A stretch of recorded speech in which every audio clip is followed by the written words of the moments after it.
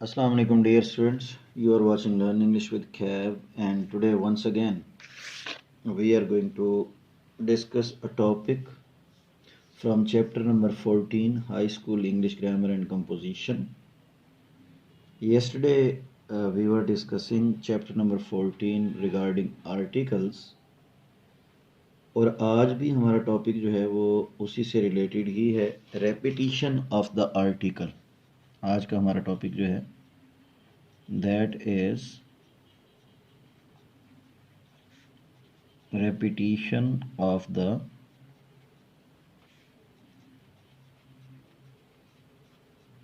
article। ठीक है जी।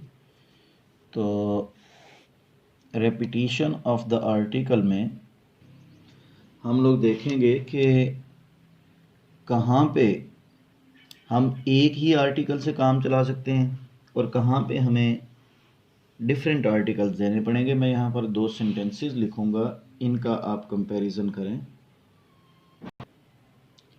Sentence number 1 says that I have a black and white dog. I have a black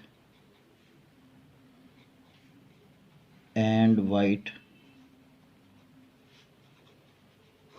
dog.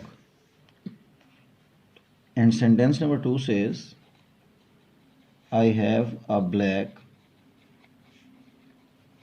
and a white dog।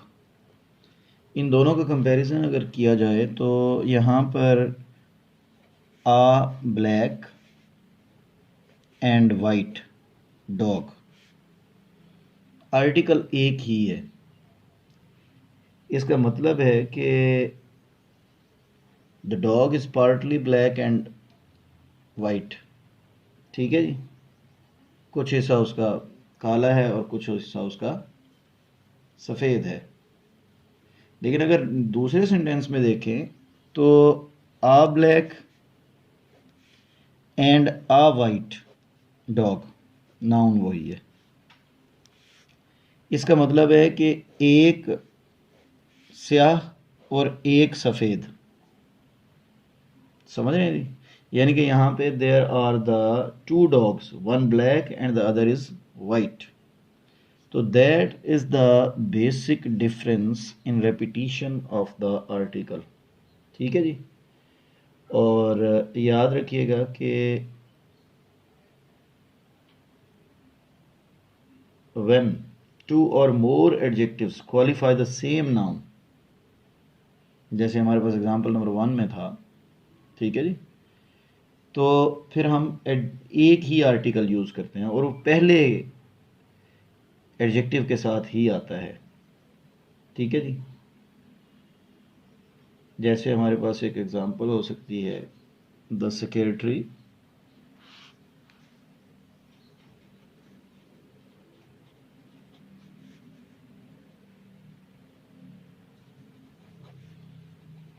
And treasurer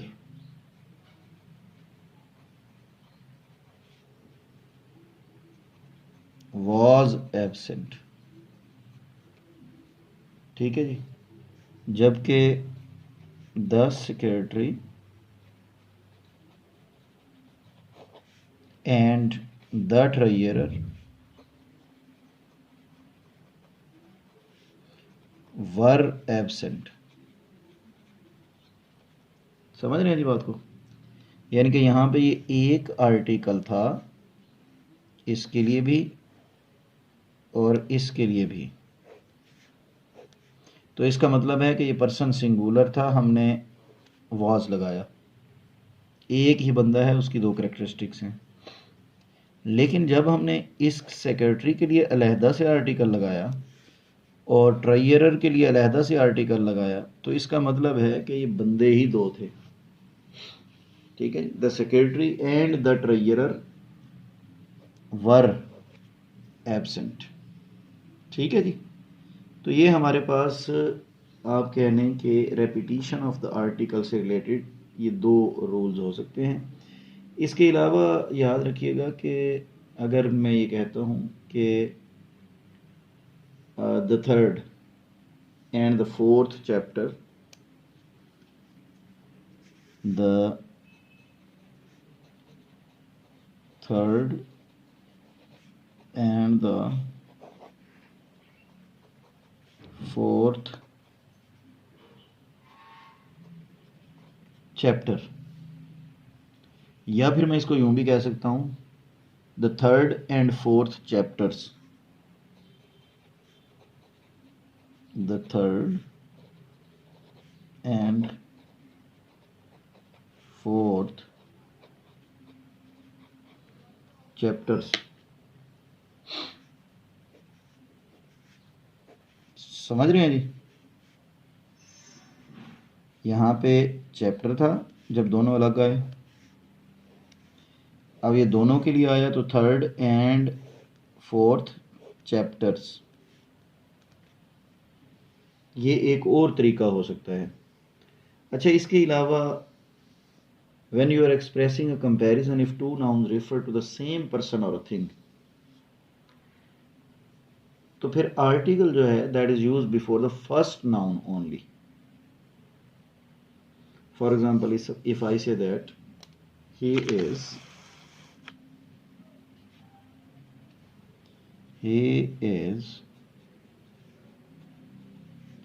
a better mechanic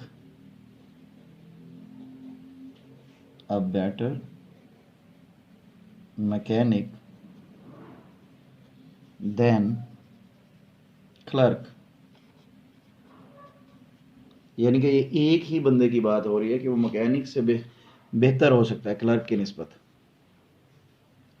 लेकिन अगर मैं ये कहता हूँ कि he is a better mechanic than a clerk, तो ये आपके पास आर्टिकल यहाँ पे भी आ गया, आर्टिकल यहाँ पे भी आ गया। इसका मतलब है कि अब हमारे पास दो डिफरेंट पर्सन्स हैं। समझ रहे हैं जी? सेकंड सिचुएशन जो है that is referring to two different person और थिंग्स, तो आर्टिकल जो है that must go with both, दोनों के साथ ही आर्टिकल जाएगा। लेकिन अगर तो एक था जैसे यहाँ पे a better mechanic than clerk, तो इसका मतलब था कि that was a single person और थिंग। ठीक है जी?